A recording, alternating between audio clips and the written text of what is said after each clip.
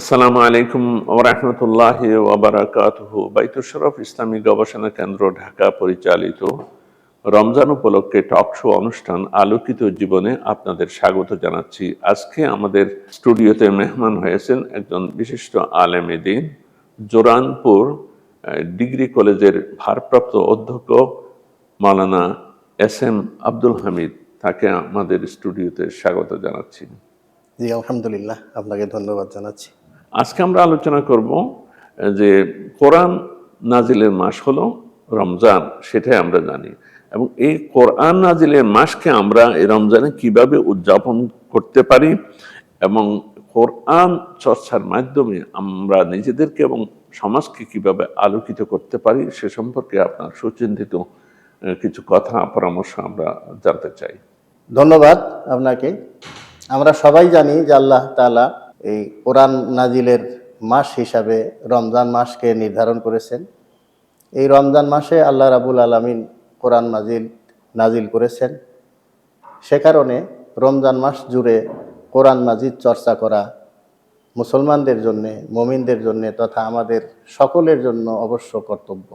প্রথমত এক্ষেত্রে আমরা যে কাজটি করতে পারি সেটা হলো যে কোরআন মাজিদ তেলাওয়াত করা।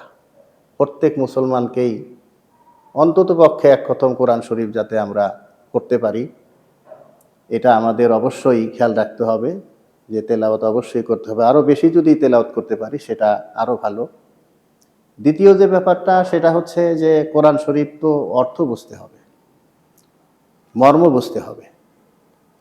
তো অর্থ বুঝে পড়া, মর্ম বুঝে পড়ার জন্য আমাদের প্রত্যেক দিনই কিছু না কিছু সময় ব্যয় করা কর্তব্য।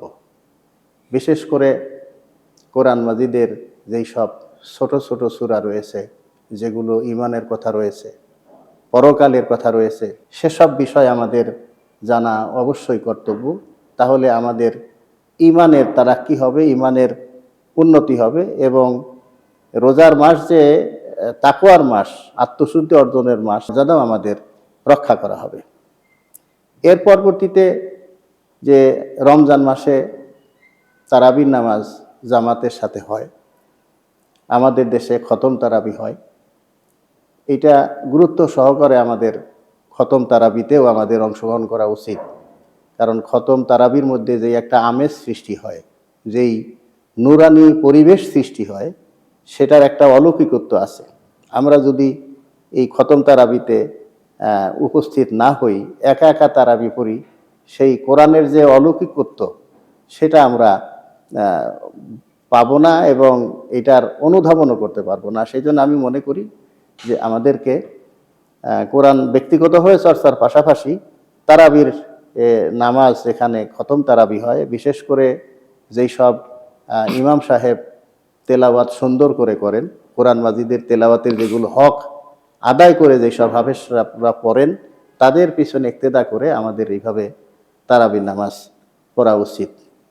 এরপরে যে বিষয়টা সেটা হচ্ছে যে রমজান মাসে কোরআন চর্চার জন্যে বিশেষ করে যারা আলেম, তাদের কর্তব্য হওয়া উচিত যে নিজস্ব পরিবেশে যতটুকু সম্ভব নিয়মিত দার্সে কোরআন দেওয়া, কোরআনের শিক্ষা প্রচার করা এবং কোরআনের ভিত্তিক প্রশিক্ষণ কেন্দ্র চালু করা, কোরআনের প্রশিক্ষণ দেওয়া।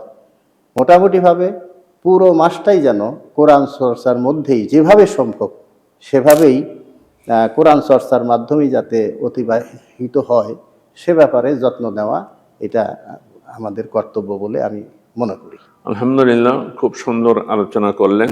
আসলে পবিত্র মাহে রমজানটা কোরআন নাজিলের মাস উদযাপনের ব্যবস্থাপনা আল্লাহ তাআলা করেছেন। যে তারাবির কথা আপনি বললেন, তারাবিতে সেই ইসলামের শুরু থেকে, ইসলামের প্রথম যুগ থেকেই তারাবি নামাজে এক খতম কোরআন শরীফ তেলাওয়াত পুরোপুরি করাটা, এটা রেওয়াজ চলে আসতেছে। এটা যেন ওই যে কোরআন নাজিল হয়েছে রমজান মাসে এবং শবে কদরের রাতে, সে সূত্রে কোরআন নাজিলের যে উদযাপনী, সেই উদযাপনীটা যেন তারাবি নামাজে হয়। হুজুর আকরাম সাল্লাল্লাহু আলাইহি ওয়াসাল্লাম একটা হাদিসে বর্ণিত আছে, রমজান যখন আসতো তখন প্রতি রাতে হযরত জিবরাইল আলাইহিস সালাম এসে আল্লাহ রসুলের সাথে কোরআন ইয়াতাদারাসুনা মানে তাদারুস করতেন, মানে দৌড় করতেন। একবার হযরত হুজুর সাল্লাল্লাহু আলাইহি ওয়াসাল্লাম পরে শুনাইতেন, হযরত জিবরাইল আলাইহিস সালাম শুনতেন, আবার জিবরাইল আলাইহিস সালাম পরে শুনাইতেন, হুজুর আকরাম সাল্লাল্লাহু আলাইহি ওয়াসাল্লাম শুনতেন। এই ধারাটা প্রতি রমজানে, পুরা রমজানে চলতো, প্রত্যেক রাতে এটা চলতো। সেটারই পুনরাবৃত্তি হলো এই তারাবি নামাজ। কাজে তারাবি নামাজের যে আধ্যাত্মিকতা, অলৌকিকত্বের কথা আপনি বললেন, এটা উদ্ভাবন করতে হলে আমাদেরকে তারাবি নামাজে হাজির হতে হবে, তারাবি নামাজ শুনতে হবে। পৃথিবীতে অনেক ধর্ম আছে, কিন্তু কোনো ধর্মের তাদের ধর্মগ্রন্থ সংরক্ষিত নাই, এবং এই তাদের ধর্মগ্রন্থ শোনারও খুব সুন্দর ব্যবস্থা নাই।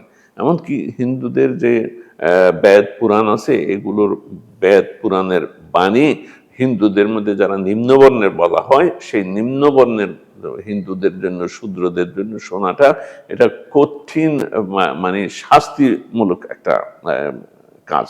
মানে তাদের জন্য শোনাটা বৈধ নয়, সম্পূর্ণ নিষিদ্ধ।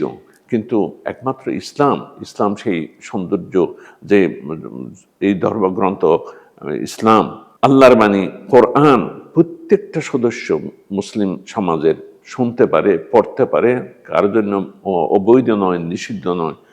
পড়তে পারা, তেলাওয়াত করতে পারার জন্য সবাইকে আরো উৎসাহিত দেওয়া হয়, এবং সেটা শোনার জন্য বিশুদ্ধভাবে পবিত্র অবস্থায় দাঁড়িয়ে দাঁড়িয়ে রাতে সারাদিন সিয়াম সাধনা করে রাত্রে আল্লাহর এই বাণী শোনার জন্য একটা সুন্দর ব্যবস্থা হলো তারাবি নামাজ।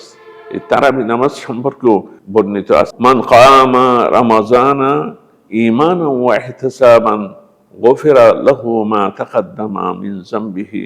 যে ব্যক্তি রমজান মাসে রাতে দাঁড়িয়ে দাঁড়িয়ে ইবাদত করবে, মুহাদ্দিসিনগণ বলেছেন দাঁড়িয়ে দাঁড়িয়ে ইবাদত করা মানে হলো তারাবি নামাজ পড়বা।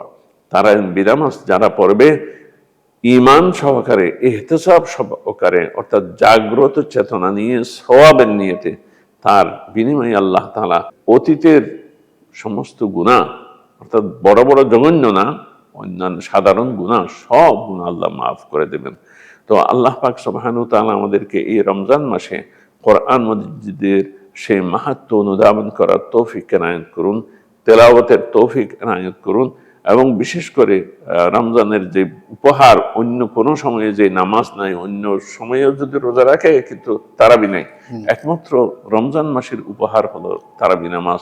এই তারাবি নামাজ পড়ার এবং হৃদয় দিয়ে, মন নিয়ে আল্লাহর কালাম শোনার সেই তৌফিক আমাদেরকে দান করুন। সেই কামনা, সেই মোনাজাত করছি ইফতারের পূর্ব মুহূর্তে। আপনারা দোয়া করবেন, ইফতারের সময় দোয়া কবুল হয়, আমাদের জন্য দোয়া করবেন। আর আমাদের কমেন্ট বক্সে আপনাদের কোনো মতামত থাকলে একটু বলবেন, লিখবেন, আমরা পরবর্তী অনুষ্ঠানে সেটা নিয়ে আলোচনা করব। আমাদের মেহমানের প্রতি ধন্যবাদ এবং কৃতজ্ঞতা জানিয়ে শেষ করছি। ওয়া আখিরু দাওয়ানা আনিল হামদুলিল্লাহি রাব্বিল আলামিন।